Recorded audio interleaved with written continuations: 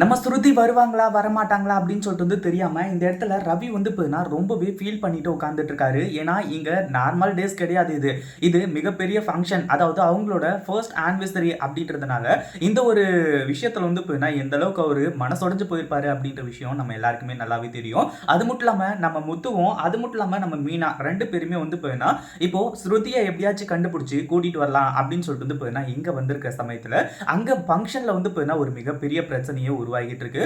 ஏன்னா நம்ம ஸ்ருதி இருந்துட்டு இவ்வளவு நேரம் ஆயும் வரல அப்படின்னு சொல்லிட்டு கண்டிப்பா கேள்வி கேட்க தான் ஆரம்பிப்பாங்க. அந்த மாதிரி தான் ஆயிடுச்சு இப்போ. அது மட்டும் இல்லாம எவ்வளவோ நம்ம ரவி இருந்துட்டு சமாளிச்சுக்கிட்டு இருந்தாரு. ஆனா அது எல்லாமே இப்போ முடிஞ்சதா அப்படின்னு கேட்டா கண்டிப்பா கிடையாது. எவ்வளவு தாக்கு பிடிச்சோம் கடைசியில ஸ்ருதி வரல அப்படின்ற ஒரு பிரச்சனை வெடிக்க ஆரம்பிச்சிடுது. ஆனா முத்துவும் அதே மாதிரி மீனா ரெண்டு பேருமே இப்போ நம்ம ஸ்ருதியை பீட் பண்ணி அதாவது ஸ்ருதி இப்போ எங்க இருக்காங்க அப்படின்னு பாத்தீங்கன்னா நம்ம ரவிக்கு விவாகரத்து கொடுக்கறதுக்காக ஒரு லாயரை பார்க்கறதுக்காக வந்திருக்காங்க. இது உண்மையிலேயே அவங்களுக்கு மிகப்பெரிய ஒரு அதிர்ச்சியை கொடுத்துச்சு.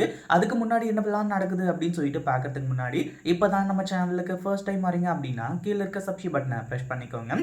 இப்போ நம்ம முத்துவும் மீனாவும் ஸ்ருதி கிட்ட எடுத்து சொல்லலாம் அப்படின்னு நினைக்கும் போது இல்ல அவர்லாம் அப்படி கிடையாது அப்படின்னு சொல்லிட்டு ஸ்ருதி ரொம்ப கேவலமா பேச ஆரம்பிச்சுறாங்க. என்ன பேசிட்டு இருக்க ஸ்ருதி, நீ பேசுறது உனக்கே நல்லா இருக்கா? நீங்க ரெண்டு பேரும் லவ் பண்ணி தானே கல்யாணம் பண்ணிக்கிட்டீங்க. அப்புறம் எதுக்காக இவ்வளவு நீ ரவி மேல கொஞ்சம் கூட ஒரு அன்பு பாசம் இதெல்லாம் இருக்கு, ஓகே தான். ஆனா நம்பிக்கை ஏன் இல்லாம இருக்கு அப்படின்னு சொல்லிட்டு கேட்க ஆரம்பிச்சுறாங்க. ஏன்னா நடந்தது அப்படி நானே என் கண்ணால பார்த்தனே அப்படின்ற மாதிரி கேட்கும்போது முதல்ல நடந்தது என்ன அப்படின்றத கண்ணால பார்த்து மட்டும் நீ கன்ஃபார்ம் பண்ணாத. ரவியை பத்தி உனக்கு தெரியாதா? கொஞ்சம் நல்லா யோசிச்சு பாரு, ரவி எந்த அளவுக்கு நல்லவர்னு சொல்லிட்டு அப்படின்றமா சொல்லி ரவியை பத்தி இப்போ யோசிக்க சொல்றாங்க.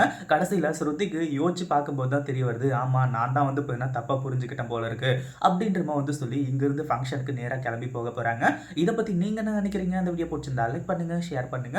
இப்பதான் நம்ம சேனலுக்கு ஃபர்ஸ்ட் டைம் வரீங்க அப்படின்னா சப்ஸ்கிரைப் பண்ணிக்கோங்க.